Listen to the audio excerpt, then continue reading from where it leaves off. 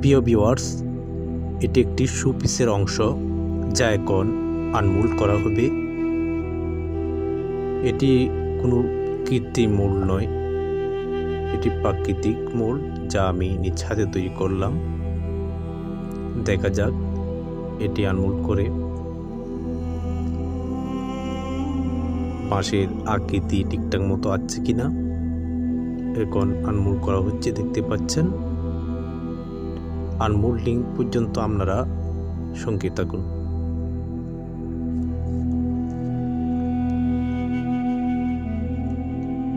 দেখতে পাচ্ছেন আনমোল্ড করা হচ্ছে।